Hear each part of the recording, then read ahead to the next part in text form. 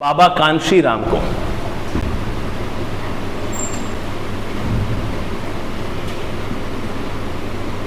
क्या कहा था? पहाड़ी गांधी, बाबा कांशी राम।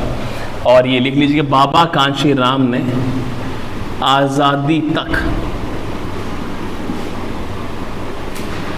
काले कपड़े पहनने का प्रण लिया था।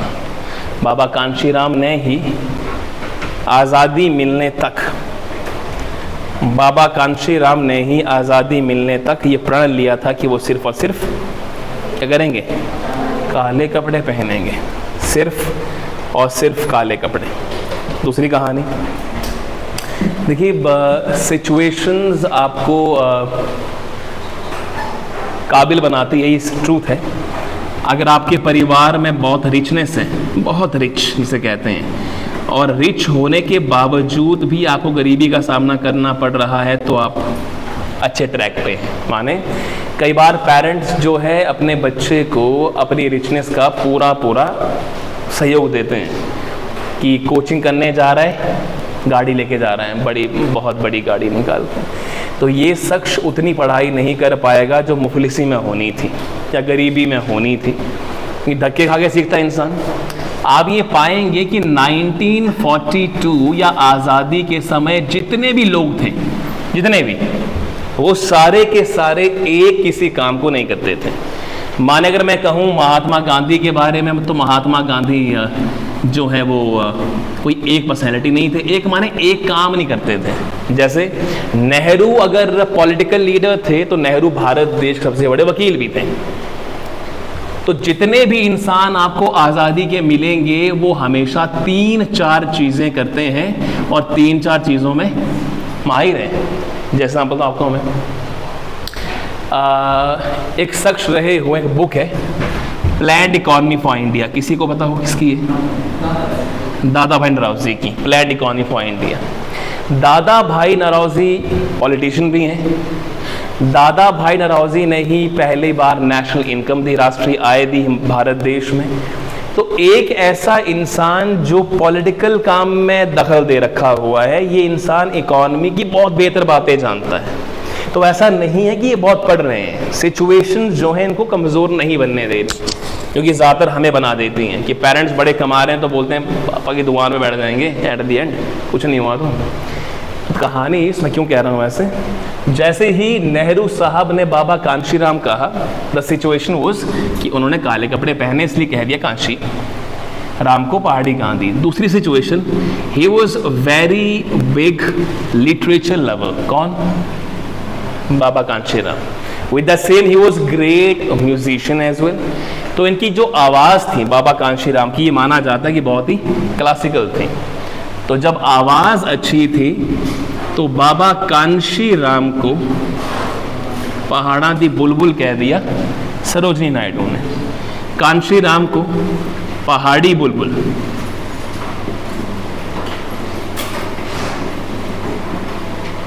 की उपाधि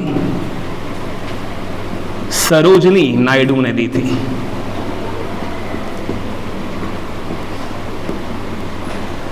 पहाड़ी बुलबुल की उपाधि सरोजनी नायडू द्वारा दी गई थी। सरोजनी नायडू द्वारा दी गई थी। किसकी उपाधि? पहाड़ी बुलबुल की। खास वजह साथ में लिखेंगे। बाबा कांशी राम का साहित्य में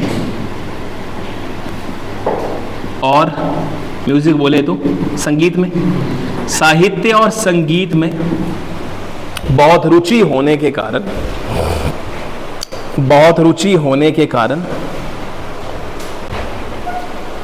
इन्हें कहा गया था पहाड़ा दी बुलबुल।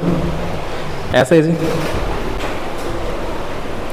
चलिए, बाबा कांशी राम के बारे में इक्की दुक्की बात की, मुझे लगता है पर्सनैलिटी बहुत बड़ी है, तो 1-2 बातें और मेंशन करनी चाहिए। लीजिएगा 1-2 बातें। वो बाबा कांशी राम, साइड में लिखिए, बाबा कांशी राम डाडा सीबा के रहने वाले थे।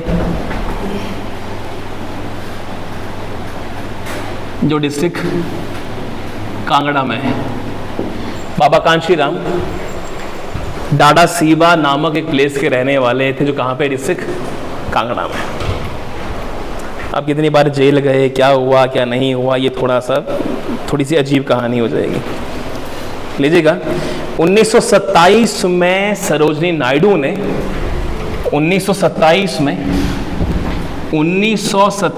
में सरोजनी नायडू ने और 1937 में पंडित जवाहरलाल नेहरू ने इनको टाइटल दिया था। 1927 में सरोजनी नायडू, 1927 में सरोजनी नायडू और 1937 में पंडित जवाहरलाल नेहरू ने इनको टाइटल दिए थे, जो टाइटल्स मैंने आपको पहले से ही लिखवा रखे हैं। हो गया जी? क्या आपने ये बात लिखी थी? ये नहीं लिखी, लिखिए, मुझे लिखिए। 1931 में जब भगत सिंह, सुखदेव और राजगुरु को हैंग किया गया था, 1931 में जब सुखदेव, राजगुरु और भगत सिंह को हैंग किया गया था, लटकाया गया था, हैंग किया गया था या लटकाया गया था, लटकाया गया था, तब से बाबा कांशीराम ने ब्लैक कपड़े ही पहने या पहनेंगे, ये प्रण लिया था।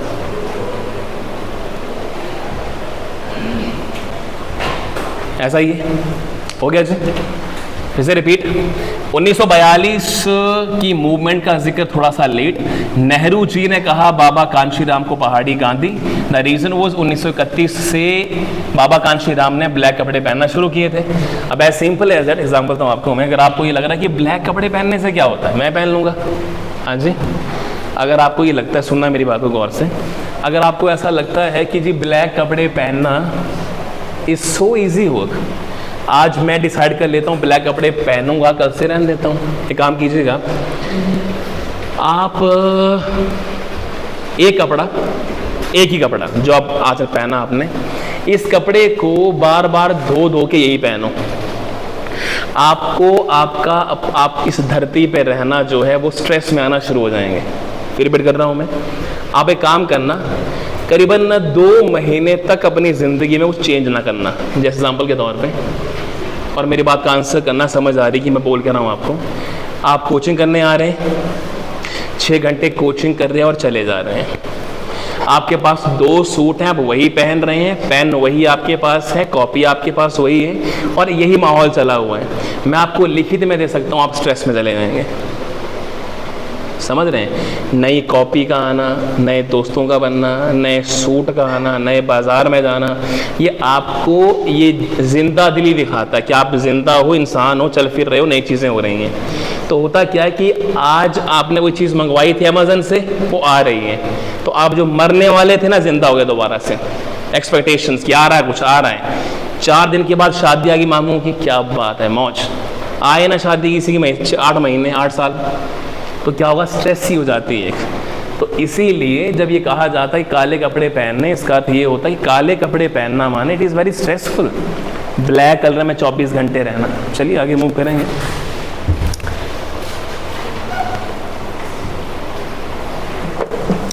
जैसे मैंने ये कहा था आपसे अभी हाल ही में यहाँ पे कि कौन सी मूवमेंट को कहा जाता है अगस्त मूवमेंट? हाँ जी, कौन सी? भारत छोड़ो आंदोलन। 1942 में 9 अगस्त को शुरू हुई थी क्विट इंडिया मूवमेंट। अरे पुलिस वालों, पेपर में आया था तुम्हें इस बार ही, आया था नहीं आया था?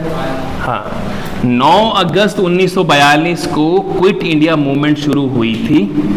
और क्विट इंडिया मूवमेंट क्योंकि अगस्त में शुरू हुई, 9 अगस्त को, इसीलिए इसको कहा जाता है अगस्त आंदोलन। ऐसा ही है। एक और चीज, इसे अगर अगस्त कहा जाता है तो फिर अक्टूबर किसे कहा जाता है? रशियन रेवोल्यूशन को, फ्रांसीसी क्रांति को। लीजिएगा, अक्टूबर क्रांति रशियन या रूसी क्रांति को कहा जाता है, रशियन रेवोल्यूशन को कहा जाता है या रशियन क्रांति को कहा जाता है। हाँ जी, कौन सी? अब सवाल ये है कि अगर आप गूगल पे सर्च करेंगे तो आपको जो रशियन रेवोल्यूशन है वो अक्टूबर के महीने में मिलेगा ही नहीं। हाँ जी, करीबन ये माना जाता है कि 1917 के आसपास ये शुरू हुआ था अक्टूबर क्रांति, लेकिन शुरू हुआ था मार्च से।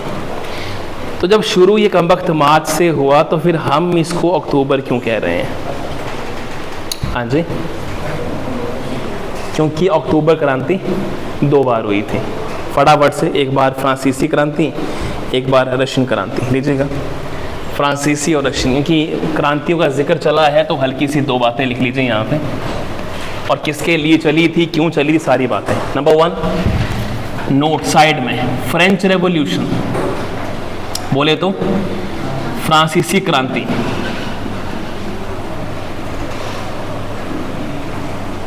पाँच मई 1799 से लेके 1799 और 9 नवंबर तक।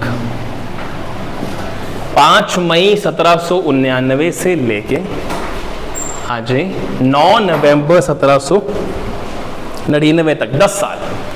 तो टेन्योर लिख लीजिए कितने वर्ष का है? 10 वर्ष। फ्रांसीसी क्रांति करीबन 10 वर्ष के लिए चली थी। ऐसा है जी। तो किसी भी शख्स को ये बताना हो कि क्यों, किसी भी शख्स को ये बताना हो कि फ्रांसीसी क्रांति क्यों चली, फ्रांसीसी क्रांति कुछ खास वजह?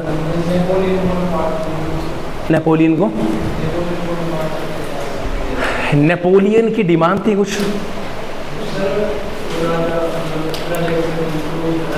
हाँ जी, क्या था? प्रजा ने विरोध में किया। कोई खास वजह था कि इसके पीछे प्रजा ने क्यों विरोध किया? हाँ जी, डेमोक्रेसी भी नहीं कह सकते हैं कि डेमोक्रेसी चाहिए, कि डेमोक्रेसी तो वन ऑफ क्रेसी है ना दुनिया के अंदर। दुनिया में हजारों क्रेसीज हैं। हाँ जी, व्हाट इज क्रेसी माने? रूल करना।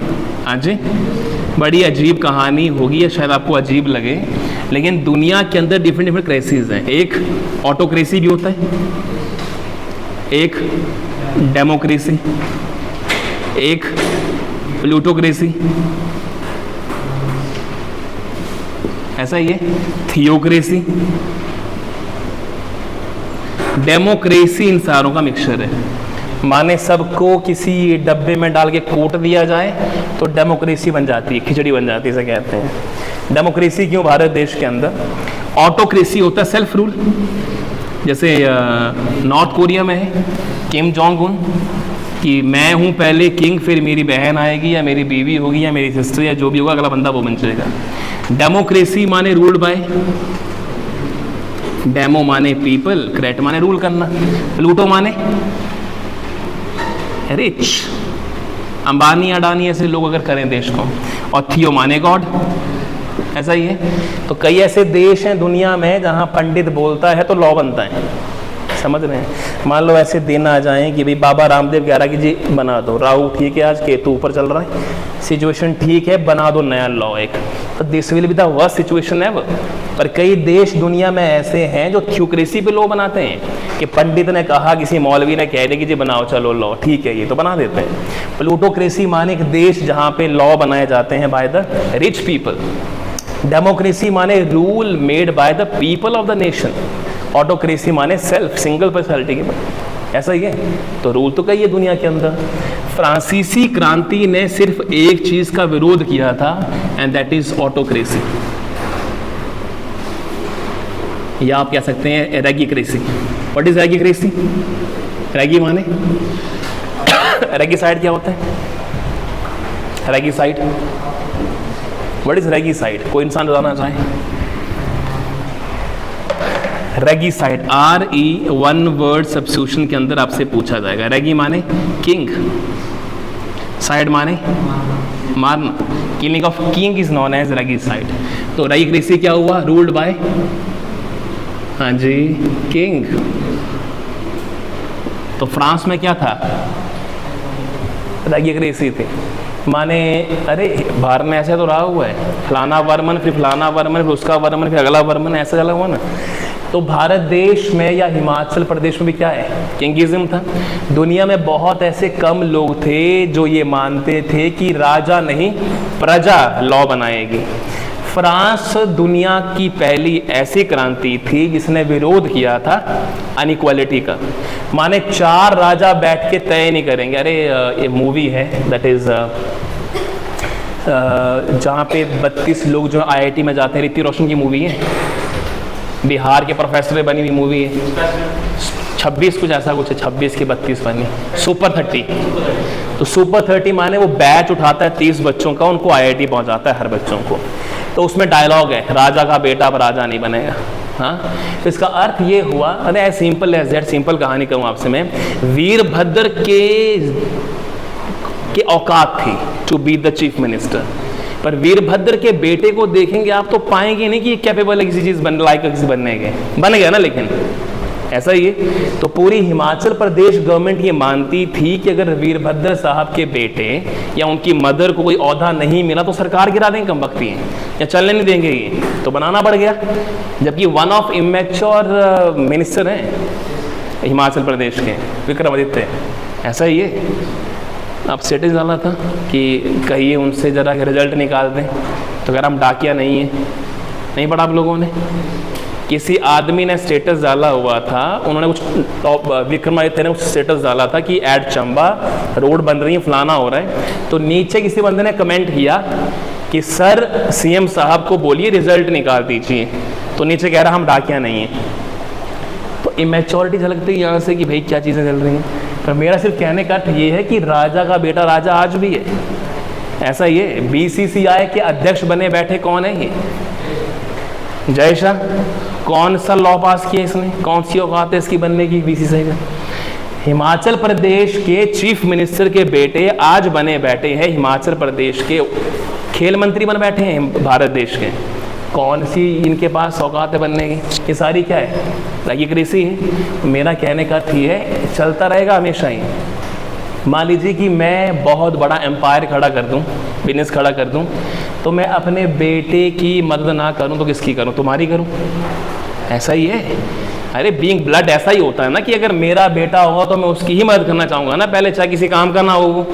पर आपकी रिस्पॉन्सिबिलिटी है कि मैं ऐसा ना कर पाऊँ, ऐसा ही है। मैं तो करूँगा, मैं तो करता रहूँगा इस चीज़ की बात है। तो रेगिसाइड को हटाने के लिए दुनिया में सबसे बड़ी क्रांति हुई थी फ्रांसीसी क्रांति। मैंने आपसे ये भी कहा था कि राजा ने ये ऑर्डिनेंस पास किया था कि जो इंसान मेरे विरुद्ध है, माने रेगिसिज्म के विरुद्ध है कि राजतंत्र नहीं होना चाहिए, वो इस राजा के लेफ्ट में बैठेंगे जो इसके अपोज करते हैं, और जो इसके फेवर में है कि राजा ही रहना चाहिए वो राइट में बैठेंगे। इसी से दुनिया में फेमस हुए हैं left wing party and right wing party.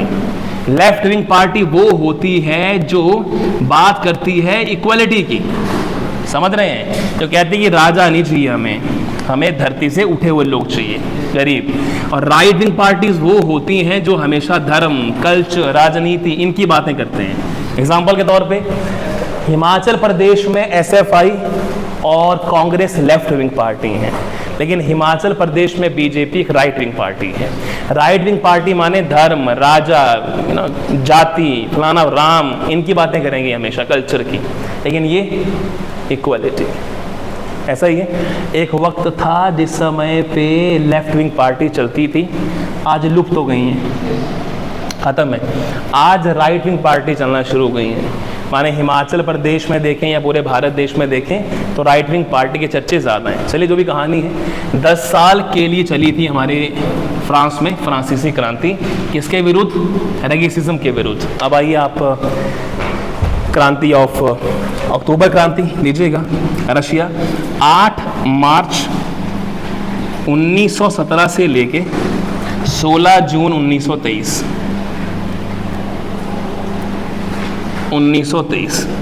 8 मार्च 1917 से लेके 16 जून 1923।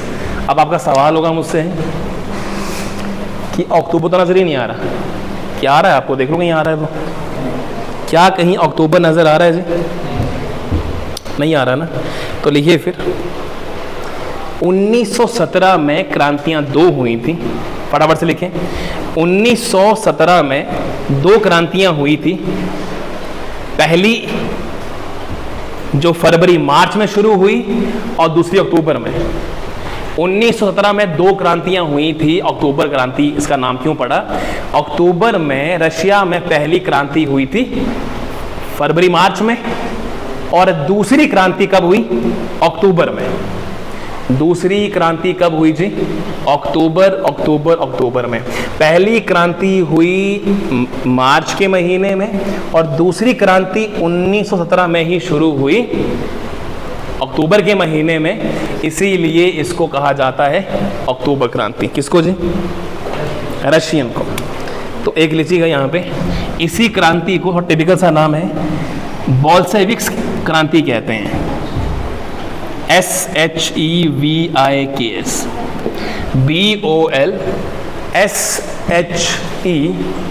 BOLSHEVIKS, बोल्शेविक्स क्रांति भी कहा जाता है। अंग्रेजी में भी यही है, हिंदी में भी इसकी प्रोनाउंसिएशन यही होगी, सॉस चटनी नहीं होती है, यही कहानी है इसकी हिंदी में भी। अब सवाल आप पूछेंगे कि ये चीज़ क्या हुई, ये क्रांति कौन सी है?